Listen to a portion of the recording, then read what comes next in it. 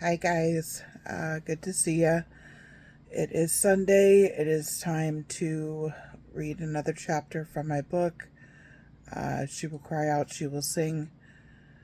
I watched the Patriots Broncos game and was glad that the Broncos lost because they beat the Bills. And forget that, but I do not like the Patriots, so I'm rooting for the Seahawks, Patriots, and hoping the Seahawks win. That's my where I am now. um, but always a Bills fan. Anyway, it is cold out here. I hope everybody's keeping warm and staying safe and staying inside. This storm, 2,000-mile wide storm, is absolutely insane. Um, it has been snowing all day. There has been no stop at all, which is absolutely crazy. And I'm hoping that tomorrow we get to work from home because that's the safest option. Um,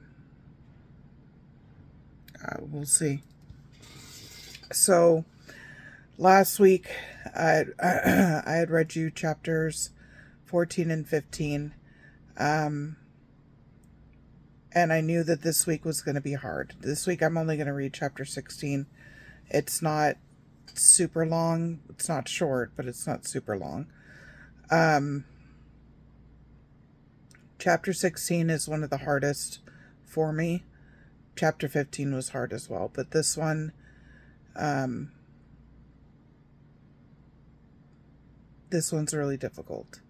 So I'm doing this trying to help others that are survivors, but I'm also doing this to help myself because each time I read, I process a little bit more, and it's necessary.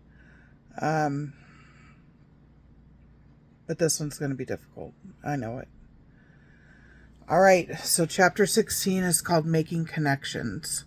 This was 7/23/2022. It was day 16. As always, I start with a quote. This is by Lao Tzu. Nothing is softer or more flexible than water, yet nothing can resist it. Now my words. Oh my God, water. Water has played a massive role and theme in my life. The nightmares I have as an adult always include water, every single one. And I think I just made a connection. The bath.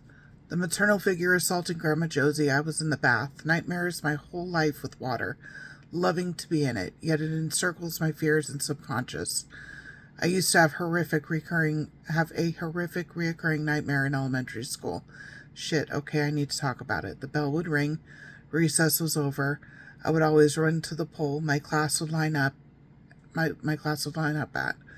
To go back to the classroom, I'm in the front of the line, I'm holding on to the pole. I hear a loud rumbling, deafening. Then a huge shadow engulfs the school. I look up to a gigantic wave of water. I wrap my arms and legs around the pole and brace for impact. Sometimes the wave would crash over us. Others I would waken in a panic before it crashed. All right, it's time for my recurring nightmare from hell as an adult. I haven't had this exact one in 2 years since my former therapist and I figured out some things about it. But I still have versions of it to this day. It's the maternal figure's home, one strictly from dreams. It's a massive mansion, so many rooms. It sits on the beach directly in the path of the water. It is not isolated. There are many mansions, and all are connected to one another, with various sized tear-shaped pools. The grounds are stunning, every flower and tree in harmony. The colors are vibrant. It's so peaceful outside. The inside of the mansion is also gorgeous, and there are secret compartments and rooms everywhere. Pull this book, push this candelabra, watch the hidden appear. But some corridors and compartments become desperately thin. I can't get through. It's still hidden. Sometimes I am so compelled to get into a hidden room. I squeeze my way through so tightly to where I cut off my breathing. I'm just so desperate to see the unseen. The ground floor contains the maternal figure's bedroom. She keeps the beauty of nature out, dark, heavy shades drawn at all times. She is lying in bed. It's an obscenely large bed, expensive red and gold paisley bedspread. She's covered up, only the top of her head revealed, and there are infants everywhere. In the bed, in baskets on the floor, everyone quiet and peaceful. Every once in a while one will stir. The maternal figure gets up. She's wearing a long, white, expensive nightgown. She goes to the infant that is stirring, calms them, soothes them, quiets them. They become calm. She returns to the bed, blankets up to her head. This happens over and over, each time with a different infant. And each time she shows a calm and peacefulness she's never possessed in the waking world. But there is one infant she pays no attention to. This infant lies on top of the dresser next to the bed, just over the maternal figure's shoulder. I see this child clearly, underfed, wasting away. Limbs gnarled, deformed, my heart quickens. What the hell? Fucking pick her up. Comfort her, feed her, take care of her. She's literally dying in front of you. The maternal figure will not even glance the infant's way. As I said, there are more variations to this nightmare. Chapters get added within my subconscious, revealing something new each time. Clues I tried so hard to put together as I dream. Why the tear-shaped pools? Why that close to the ocean? Waves pounding on the walls and the windows of the mansion. What memories, thoughts, ideas are in those secret rooms I can't get to? It's all too apparent to me now that I am the neglected infant, but that was lost on me for quite some time. Once that realization surfaced, many things began to switch in the nightmares. Now the story has changed. The mansion has a backstory. It was owned by a horrific killer, a child killer. He used the basement to conduct his murders. It's horrifying. I have to get to the basement. I'm running from the ghost of the killer. I'm supposed to get to the basement. He's corralling me. I'm petrified, absolutely petrified. Yet there are answers in that basement. I know it's where I am meant to go, but I keep running. I wonder what will be revealed when I choose to stop running. And when I fight through the terror, what will I find? My poor freaking mind, I swear, attempting so hard to work out the terrors of the waking world. I still look forward to the day I figure all this out. Something's connecting. I'm trying to make sense of it. There's some type of connection between what happened at Butterfield with 7 Doors and this recurring nightmare about the basement, I believe. Butterfield was the middle school I went to that I told you guys about in the last chapter, and 7 Doors was that horrific game that all the kids were playing. Okay, I'm going to attempt to figure this out. 7 Doors, Man in Black, Killer in Basement. Could they be one and the same? Am I trying to process that trauma in this dream? Killer in the basement, children. He was a child murderer. Jesus, is that it? 7 Doors taking out one child after another. Holy crap, it's fitting. Basement, basement door. I'm terrified to walk through. I'm terrified of what is behind that door. 7 doors, each one containing a new hell. Confronting evil incarnate head to head. I can't escape the mansion in my nightmare. I must find the courage to get through the basement door. The only way out is through. Isn't that the truth? How on the nose? In 7 Doors, you can't escape the game until you choose the correct door. Again, the only way out is through. Plus, why did I start talking about my nightmares? What triggered that? Talking about 7 Doors sparked it. There has to be a connection. I think I'm correct on this. Oh my God, I will be so happy if I figured it out and I stopped the nightmares. All right, readers. I've given you many trigger warnings. This is the biggest yet. This one I can't bring myself to write about again. So I will copy and paste what I've already written. It may be repetitive in some ways. This is from a journal entry in December 2021. Take 3 deep breaths, everyone. I'll see you on the other side. Journal 12/22/2021, Wednesday. This is it, guys. There's a lot of traumas. There's a lot of narcissistic abuse. This one, at 11 years old, took the cake. This one was probably the worst.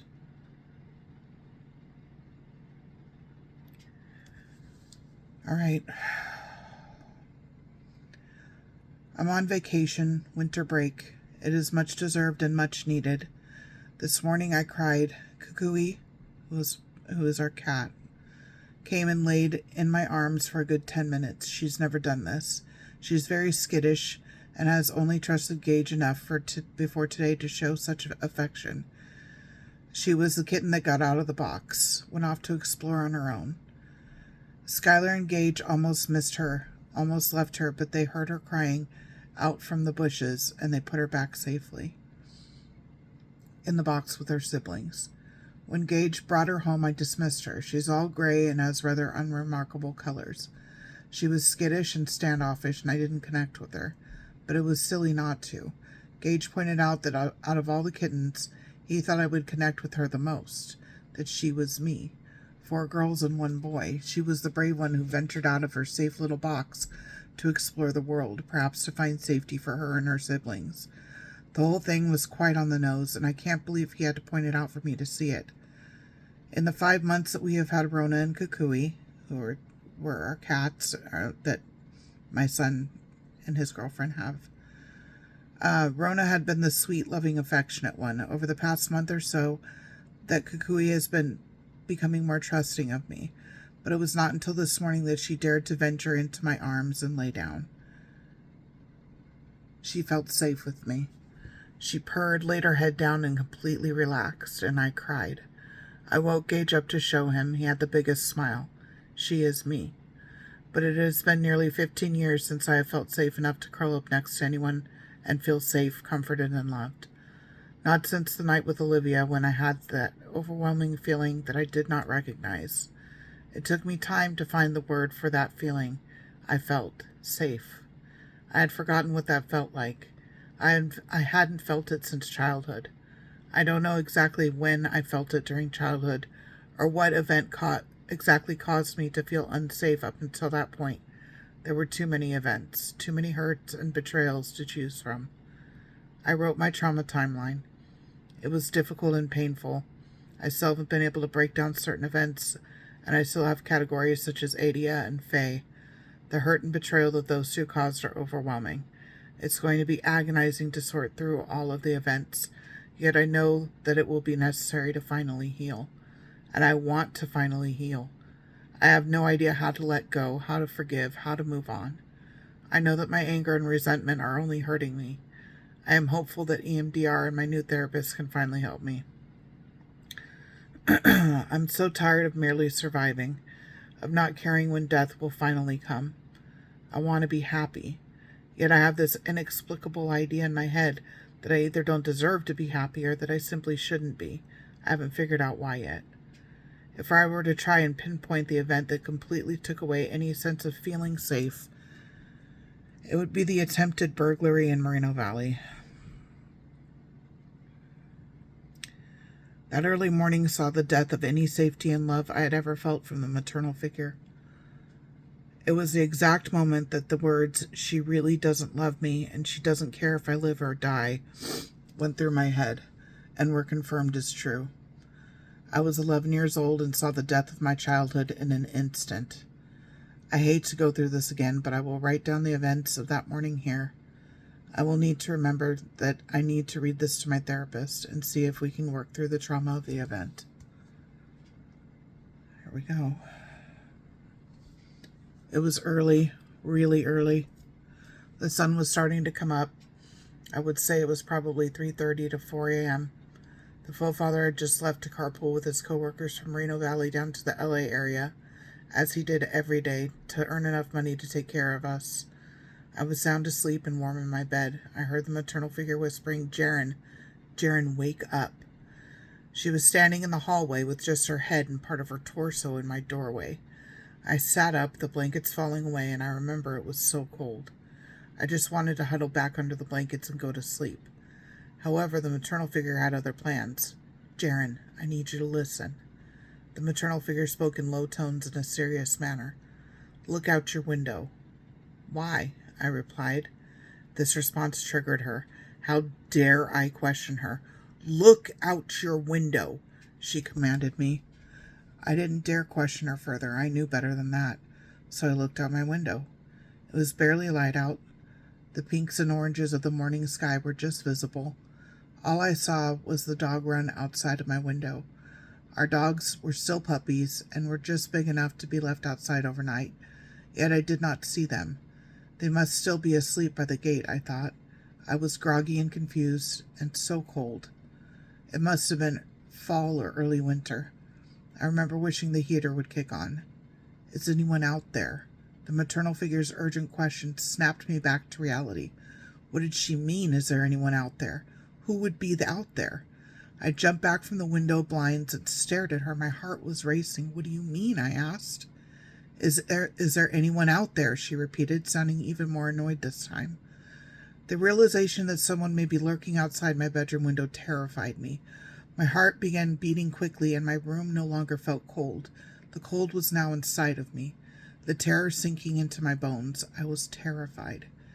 I told her that I hadn't seen anyone, and I asked who she thought was out there. She replied that someone had tried to get in the house through the backyard where her bedroom window was shortly after the faux father had left. She wanted to know if the intruder was still lurking around the backyard. Look out there again. Look down by the gate and see if you see anyone, she insisted. I stared at her. I took it all in. The maternal figure standing in the hallway with only her face and part of her torso peering into my room. Coward, rang through my head. I felt hot now, burning with anger, fear, and betrayal. She was doing all she could to keep herself safe, yet literally putting her firstborn child in harm's way. I had suspected since I could remember that she didn't love me. She was cruel and mentally and verbally and at times physically abusive. I had many nights and days where I would bury my head in my pillow and sob and wonder why she hated me so much. Why couldn't she love me? She showed my siblings what I thought was love, affection, and positive attention, yet I was Cinder Smella, or Bubble Butt, the butt of all her jokes. Why was I so damn expendable to this woman? I was attempting to process everything that was happening. I was frozen like a deer in headlights. This made her irate.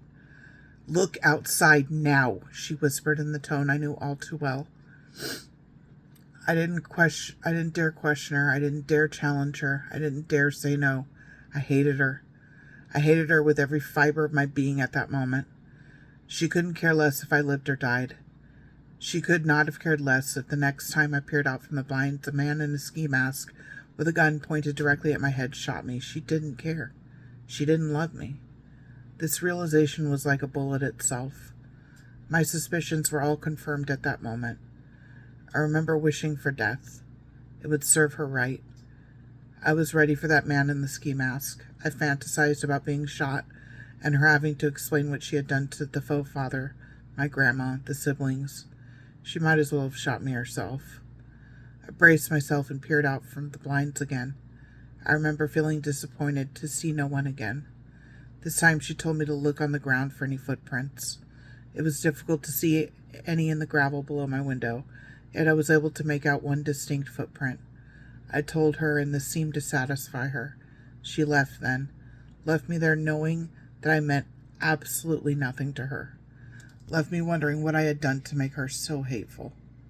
Wondering what was wrong with me. Why was I so unlovable? I didn't know it at the time, but I was being raised by a monster. An undiagnosed psychopath, narcissist, something. She is still undiagnosed as far as I am aware, and I have studied her extensively in my adult life. I have come to learn that she undoubtedly has a personality disorder. I struggled to understand if it was perhaps borderline personality disorder or histrionic personality disorder. While she does show signs of both, she clearly marks the criteria for narcissistic and histrionic personality disorders in the DSM-5, in my opinion. I believe I was raised by a narcissist. It has affected my entire existence. Completing my chronological trauma timeline has put things into perspective for me.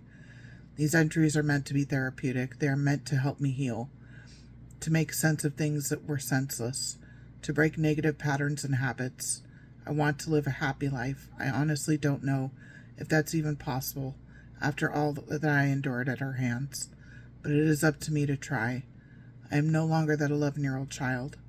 I have seen and been through things that would break most people. I want this journey to be as healing as possible. I want to come to the other side whole, happy, and healthy.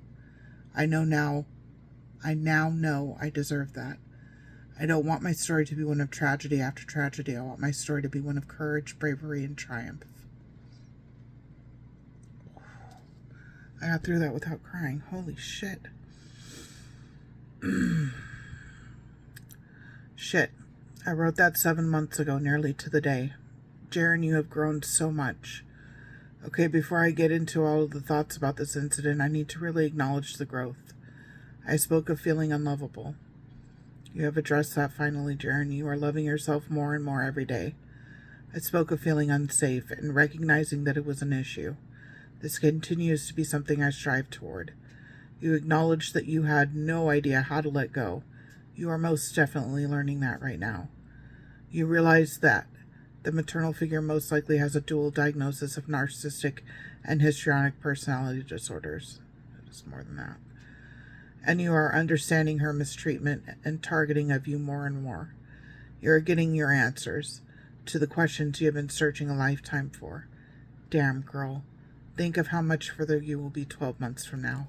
I am so proud of you. You are so damn strong, so resilient, such a badass. I'm so proud of you. All right, shifting back to the burglary incident, it is still one of the most triggering of all the traumas. It wounded me right to my core. I do not believe the maternal figure is capable of real love. I really don't. She admitted to me when I was 19 that she felt no such emotion toward me. She sees it. She knows it. But having it confirmed at 11 years old while being put in what truly could be mortal danger, knowing you are absolutely expendable in the maternal figure's eyes. For the first time since beginning this 3 weeks ago, I am having a difficult time finding the correct way to explain how it made me feel. How I was forever changed after that morning. I believe when a parent rejects you that brutally, it changes you down to your DNA. There is no other pain like it. That's the problem. There really are no words. I felt like a mistake. I felt unlovable. I felt expendable. It honestly broke me down. It completely broke me down. Honestly, I can't tell you what it did to me exactly. I'm still trying to figure it out. It's extremely painful. Shit. Postscript. February 2024. I could write horror novels based on my trauma nightmares that would make the hair on the back of your neck stand up. This has been happening since I was little. The nightmares I was enduring through these early stages of healing were beyond intense. Plus, many of the recurring nightmares began to morph together. It was petrifying, and my insomnia became my best friend. The only times I have nightmares this bad now are when I am under intense stress and pressure. I've had some doozies as of late with all that I'm currently going through. I don't know if they will ever go away. I can hope, but this may be something I will need to endure for many years to come as I progress through this healing journey. The Burglar in Moreno Valley.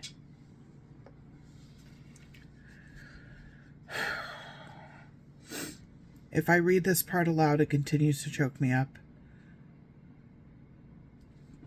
I know my reactions now are not nearly as bad as when I first wrote it. Narrative exposure therapy is working, and I am so damn grateful to Abigail for all that she has done and continues to do for me to help me through it. Trauma therapists, the good ones, are akin to giant pink unicorns jumping over sunshine and rainbows. They are freaking magical for us survivors, warriors. I'm so damn grateful. The maternal figure hurt me to my core that morning. I had felt worthless. Don't get me wrong, but this was a whole new level of those feelings. I felt like she had wanted to draw the bullseye target on my forehead just to make it easier for the burglar. This led to a lifetime of feeling expendable and unlovable. Shit, how could it not?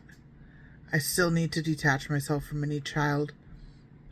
from my child self and adult self when I think about this. That poor 11-year-old child, if I think of any other child feeling this way, it saddens and angers me deeply. It's still difficult for me to feel those feelings toward myself. I'm working on that. That's chapter 16.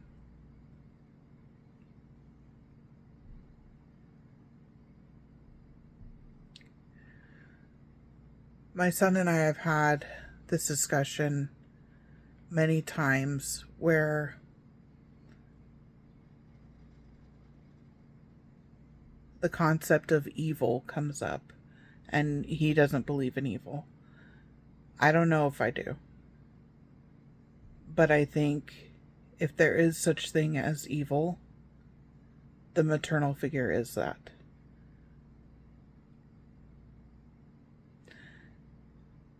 I have a hard time not seeing her as a monster. And that's something that my son and I have talked about extensively, because if I see her as a monster, then that takes away the human, and she is human. But at the same time, how could I not see her that way? How could I not? She didn't care. She honestly wasn't even thinking like how I would feel at all. I mean, why would she? She's a narcissist. I was absolutely expendable. I was a tool that she was using to see if that burglar was still there. She did not care if I died. And that killed me. Inside, it did something that I still don't understand completely. It broke me. It broke me. That morning broke me. I remember every detail. I'll never forget it. This is what it's like growing up with a narcissistic parent. Or in my case, two of them. One a step parent and one biological. But again, I want to bring you hope, because that's the whole point of this, of me doing this. I'm not there anymore. I got through this reading without crying, somehow. I don't know if I've ever gotten through that one without crying. Now, it's not to say that I won't turn this off and not cry, but for now, I did it. So I'm processing. It's working. So if you're struggling, just know it takes time and it takes work, but it does work. You can heal. Do not give up. Never, ever give up. Never.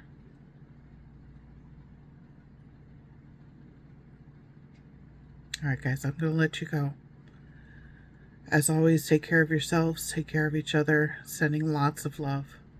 I'll talk to you soon. Bye.